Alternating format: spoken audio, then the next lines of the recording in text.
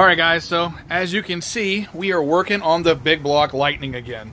Now this was not an intentional video. I had planned on taking the weekend to go do some Mustang shopping to locate the sacrificial car for the Big Block Miata. But as I was doing a tune-up last night, I was putting some cut-to-fit Excel spiral core wires and some Autolite 25s in it just to make sure it's running as good as it can. All that went great, and I took it around the block for a test drive. And wouldn't you know, the second stop sign, I got a backfire, and then all of a sudden I lost throttle response, and it would barely idle. So at the time, I was only worried about going home. So I managed to get it over in second gear and idle it home. It wasn't good. The truck wasn't happy. It was making some unpleasant sounds, but it got me there. So the first thing I did naturally is I popped the hood and looked at what I had touched. So I figured I was more concerned with what I did to it when I put on the adjustable fuel pressure regulator. So the first thing I did is I put my gauge back on the fuel pressure regulator, fired it up, like I said, barely idling, but my pressure is exactly the way I left it. Popped the vacuum line off, it jumped up just like it did in my last video. So the fuel pressure regulator is not my problem. So I kind of wish I had done a video of the truck running poorly, because you could literally open the throttle and it would slowly rev up in neutral. It was really weird. So now that I've determined I didn't put a part on and mess my truck up, I knew I had to go back to the basics. We knew we have three things we have to check when we're checking the basics of any engine. First thing is we have to check for air. We got to make sure we don't have air restrictions either in or out. I look at the intake, I see the butterflies were open, the air intake's pretty simple. It definitely wasn't the air intake. The other part I was concerned with was my exhaust. I'm running a Thrush muffler that I bought off Amazon for I think $35. I was a little concerned as to whether or not I broke a baffle loose and somehow or another that was restricting my exhaust. So the next thing I did is I devised a way to check that. We actually took a borescope and shoved it up the pipe to the point where we could see inside the muffler and could see the baffles were intact.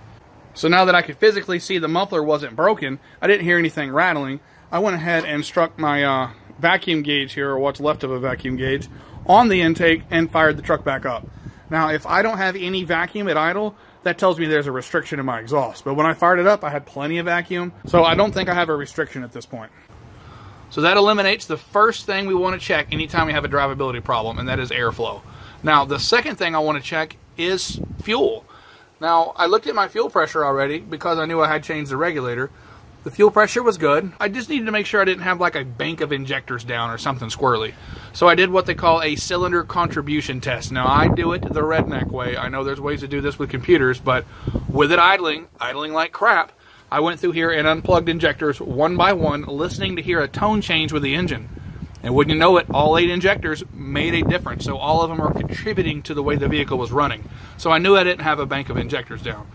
So now that we've eliminated air and fuel, we got to check number 3, and that is spark.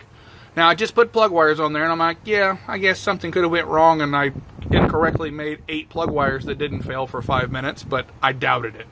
So what I did is I put my timing light down here on cylinder 1, and I looked at the balancer to see where my timing was as it was idling at about 200 or 300 RPM. I mean, it sounded horrible. Now I looked at my timing, and it was about 10 or 15 degrees off of where I expected to see it, and I just assumed that was because the computer was compensating here with the electronic advance. So the next thing I decided to check was the ignition system. Now, I pulled the cap off because the cap was kind of old and I haven't changed the cap in probably a year. But the cap didn't look horrible. The center electrode there is pitted up and kind of rough looking. I would change this cap before I put it back on there, but I don't really think it was my problem. But while I was in there, just kind of goofing around, looking at the distributor, brainstorming, getting frustrated, about to get out the whiskey, I grabbed the button. The button looks a little rough there where that center electrode hits, but not bad enough to make a truck not run. So I turned the button with it on the shaft, and it moved. Now, the Chevrolet guy in me for a split second is like, oh, that's just the mechanical advance. Yeah, this EEC4 distributor doesn't have mechanical advance. So after a moment of staring at that, puzzled, I realized I had found the problem. Right there it is. This is the camshaft drive gear. This is where it's supposed to be pinned in there. So as you can see, it's sheared the roll pin in the bottom of the shaft. Now this is a high quality distributor I picked up for about 80 bucks off Amazon. I highly recommend these to anybody that needs a cheap distributor. So I don't think the camera's going to pick it up, but the roll pin on this aftermarket distributor is like a single round. It's not like a rolled piece of steel. It's just like a little tube with a slot cut in it. The Ford one is definitely a rolled piece of steel, like multiple layers and a lot more robust. So it looks to me what happened is the roll pin sheared, the timing jumped just enough to make it run like crap, but not enough to actually die. So I was lucky to get home, more so lucky to find this problem this morning. So my first thought is, let me just go ahead and clean the hole out, put a new roll pin in there, drop this back in, and be done. But now that I've thought about it, if the roll pin is that cheap, they were that worried about saving money when they built this thing, they used that garbage, what's in there? How good is my pickup, my solid state? I don't think I want to put this back in my truck. I am so unhappy with that distributor. I'm going to run this old crusty distributor here I took out of like a motorhome a long time ago. It will still work even though it has the module on the unit itself. I can just unbolt that. This should all plug and play just fine. But I'd rather use a used Ford distributor than that junk any day, especially knowing what I know now.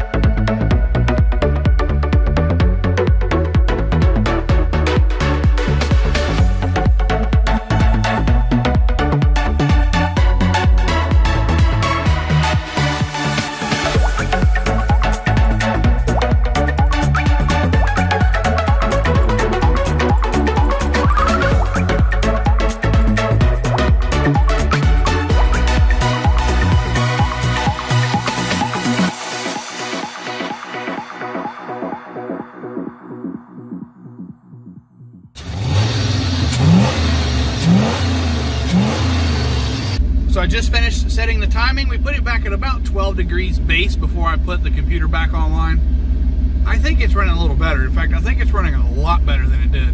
I'm kind of wondering how long that distributor's been holding me back. But I'm gonna take it around the block and see what it does, and then we'll go from there.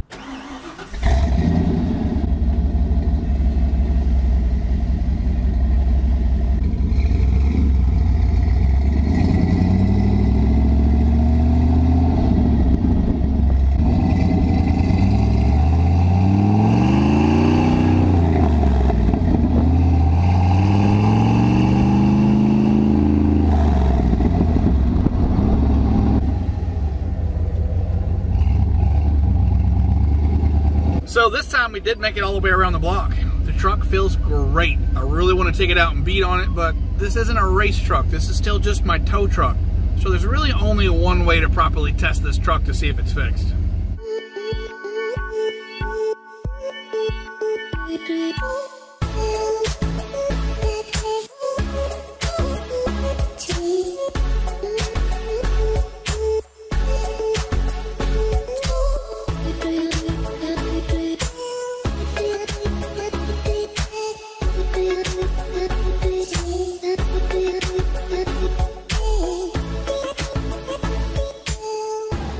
Alright guys, so the truck is running better than ever.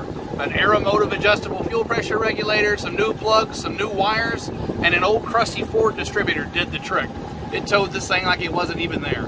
But I think that's going to do it for this video, guys. As always, thanks for watching. Don't forget to like and subscribe.